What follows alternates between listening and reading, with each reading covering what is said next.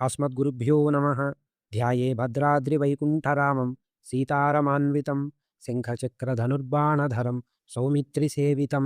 అందరికీ శ్రీరామనవమి శుభాకాంక్షలు. నేడు జగద్రక్షకుడైన శ్రీరాముని యొక్క జన్మదినం. మనకి రామాయణంలో తతశ్చ ద్వాదశే మాసే చైత్రే నవమికే తిథౌ నక్షత్రే అదితి దైవత్యే సోచ్ఛ సంస్థేషు పంచసు గ్రహేషు కర్కటే లగ్ని వాక్పతా విందునా సహ అని వాల్మీకి చెప్పినట్లు రాముడు 12 నెలలు కౌసల్యాదేవి గర్భవాసం చేసి చైత్రమాసం నవమి తిథి నాడు బృహస్పతి అధిదేవతగా కలిగిన పునర్వసు నక్షత్రంలో 5 గ్రహాలు ఉచ్చస్థితిని పొంది ఉండగా స్వామి జన్మించాడు.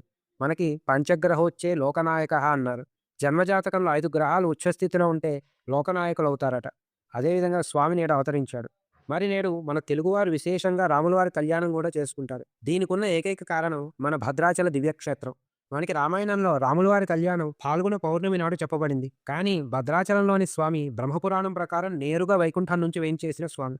అటువంటి వైకుంఠరామునికి యస్యావతార దివసే తస్య కళ్యాణమాచరేత్ అనే పాంచరాత్ర ఆగమ ప్రమాణం ప్రకారం శ్రీ వైష్ణవ సాంప్రదాయానుగుణంగా విశేషంగా కళ్యాణాన్ని జరిపిస్తారు. ఆ తర్వాత రోజు చతుర్దశి భువనాలకి ప్రభువుగా పట్టాభిషేకాన్ని కూడా నిర్వహిస్తారు. కాబట్టి స్వామికి వడపప్పు పానకాన్ని నివేదించి స్వామి యొక్క నామాలను కీర్తించడం ద్వారా ఆ శ్రీరామచంద్ర ప్రభువు యొక్క అనుగ్రహానికి పాత్రులమవుతాం. జై శ్రీరామ్. మంగళం కోసలేంద్రాయ మహనీయ గుణాత్మని చక్రవర్తి తనూజాయ సార్వభౌమాయ మంగళం.